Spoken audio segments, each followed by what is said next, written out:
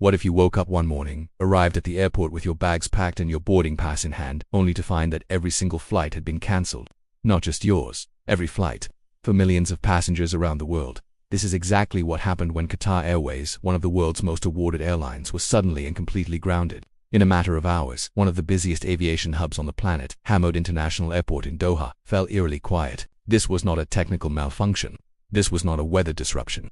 What unfolded was a geopolitical earthquake that shook the foundations of global aviation. Qatar Airways operates over 150 destinations across more than 60 countries. On a normal day, it carries hundreds of thousands of passengers across 6 continents. But this was not a normal day, and what came next would test the resilience of an entire airline and the patience of the world watching it.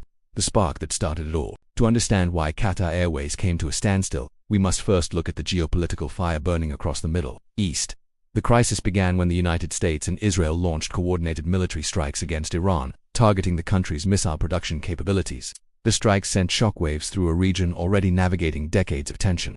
Within hours, retaliatory strikes rippled across neighboring territories, turning the broader Middle Eastern airspace into a dangerous and unpredictable zone. The consequences for aviation were immediate and severe. Countries including Qatar, Bahrain, the United Arab Emirates, and Jordan found themselves caught in the crossfire, not militarily, but aerially. With missile activity in the skies and uncertainty at every altitude, civilian aircraft could no longer fly safely through these corridors. According to aviation safety protocols, no airline can operate commercial passenger flights through active conflict zones, and so one by one, flight paths were rerouted, restricted, and ultimately sealed shut. The closure of Doha, a hub, goes dark. Qatar's Civil Aviation Authority made the call that no airline wants to hear. All operations out of Hamad International Airport in Doha were to be suspended with immediate effect. The closure was not precautionary in the ordinary sense. It was a direct response to nearby strikes that had rendered safe passage impossible. For Qatar Airways, whose entire route network radiates outward from Doha like the spokes of a wheel, this was devastating. Every single departure and arrival ground to a halt. Hamad International Airport is routinely ranked among the best airports in the world. In 2023, it handled over 40 million passengers. To put that into perspective, that is roughly the entire population of California passing through a single airport in 1 year. When that airport goes dark, the ripple effects are not regional, they are global. Flights connecting Europe to Asia, Africa to Australia, and Latin America to the Gulf all run through Doha. Every one of those connections was now severed, tens of thousands stranded to human cost. Behind every cancelled flight is a human story. When Qatar Airways suspended its operations, the airline was not simply cancelling tickets, it was stranding real people in real places, often far from home and with very limited options. Passengers were left waiting in airports across the world, in Melbourne, London, New York, Nairobi, and dozens of other cities. Some had been mid-journey, connecting through Doha, their lives temporarily suspended between 2 destinations they could neither leave nor reach. The airline moved quickly to coordinate with hotels and accommodation providers to house affected passengers, particularly those in transit who had no way to simply return home. Food vouchers were distributed. Staff worked around the clock in shifts to manage the chaos, and yet the sheer scale of the disruption was staggering. Qatar Airways employs over 50,000 people globally and serves around 5 million passengers per month. Managing even a fraction of that disrupted demand in real time is a logistical challenge of almost incomprehensible scale. Aircraft parked around the world, a frozen fleet. One of the most striking images to emerge from this crisis was the sight of Qatar Airways aircraft, planes that are normally in the sky for up to 18 hours a day, sitting motionless on remote holding stands at airports around the globe. From Sydney to São Paulo, from Frankfurt to Johannesburg, the airline's distinctive burgundy and white livery sat idle on tarmacs, unable to fly home. These were not just grounded machines, they represented lost revenue, stranded crews, and severed connections. Modern wide-body aircraft like the Boeing 777 or Airbus A350, both operated extensively by Qatar Airways, cost airlines hundreds of thousands of dollars per day to keep parked when not in use, due to lease agreements, maintenance requirements, and crew costs. Qatar Airways operates a fleet of over 230 aircraft, even accounting for the aircraft already in service before the crisis. The financial bleeding from a grounded fleet of this size is enormous, estimated to reach into the hundreds of millions within just days of suspension.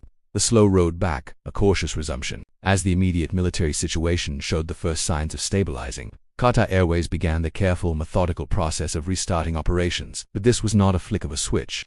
The airline announced that it would resume only a limited number of flights to very specific destinations. As conditions allowed, passengers were urged in the strongest possible terms not to proceed to any airport without first receiving an official communication from the airline confirming their specific flight would operate. This cautious approach reflects a fundamental truth about aviation. Safety always comes first, even when it comes at enormous financial and reputational cost. Airlines operating in conflict-adjacent airspace must work in lockstep with civil aviation authorities, government regulators, and international bodies like the International Civil Aviation Organization, or ICAO. The resumption of services is never simply a business decision. It is a safety certification process, and it takes the time it takes, regardless of commercial pressures. Why the Middle East matters to global aviation. It is impossible to fully appreciate the scale of this disruption without understanding just how central the Middle East is to modern air travel. The Gulf region sits at a remarkable geographical crossroads, equidistant from Europe, Asia, Africa, and Australasia.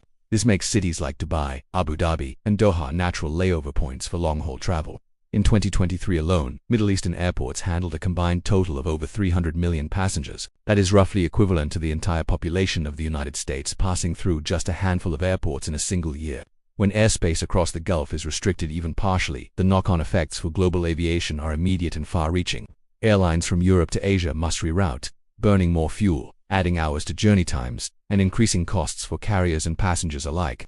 Some routes become temporarily unviable. Connecting flights are missed. Supply chains dependent on air freight are disrupted. The Middle East is not just a travel destination, it is the hinge on which a substantial portion of world aviation turns. Looking ahead, and a word from us to you, the Qatar Airways crisis is far from over.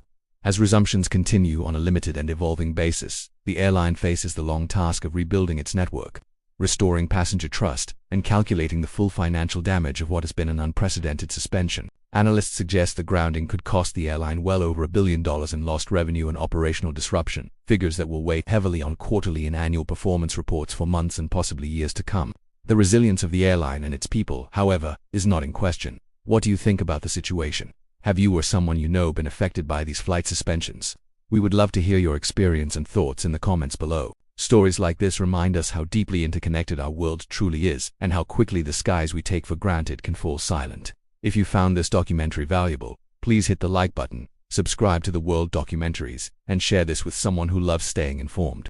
Join us again for our next deep dive, because the world never stops moving, and neither do we.